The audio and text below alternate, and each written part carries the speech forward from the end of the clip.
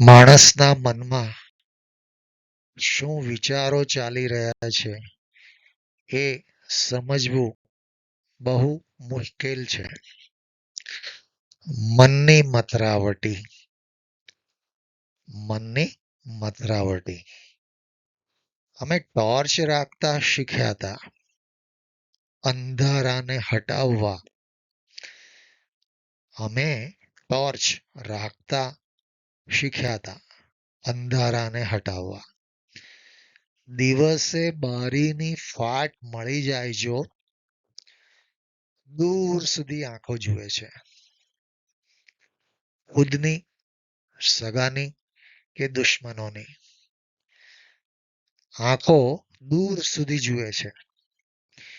ચાલીમાં રહેતો તો દિવાલોને કાન રહેતા. ચાલીમાં રહેતો તો દિવાલોને કાન રહેતા.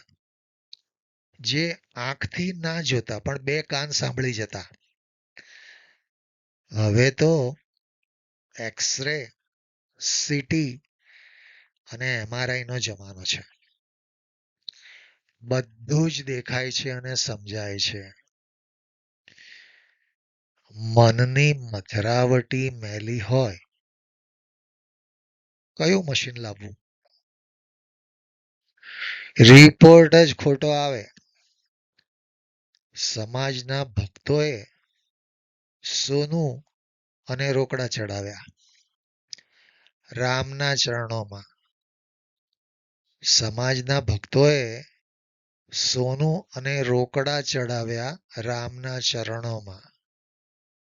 લલ્લાના રખેવાળો રોકડા જમી ગયા. લલ્લાના રખેવાળો રોકડા જમી ગયા. સોનાના દાગીનાનું શું? એક્સરે મશીનમાં દેખાય ખરું? સીટીમાં કે MRIમાં દેખાય ખરું? વાડ ચીભડાને ગળે તો વાડ રખેવાળી કેવી રીતે કરે? વાડ ચીભડાને ગળે તો વાડ રખેવાળી કેવી રીતે કરે? ભક્તના દાનને રખેવાળો ચોરી જાય તો શું કરવું? દેશના કેટલાક પોલીસ સ્ટેશન પરિસરમાં શંકર અને શનિ મહારાજના મંદિર છે. રખેવાળો જમે છે એટલે જ માણસો નાસ્તિક થઈ જતા હશે. રખેવાળો જમે છે એટલે જ માણસો નાસ્તિક થઈ જતા હશે. પ્રલય આવે માણસો મરતા હશે ને તેથી જ પથ્થરની મૂર્તિ હસતી હશે.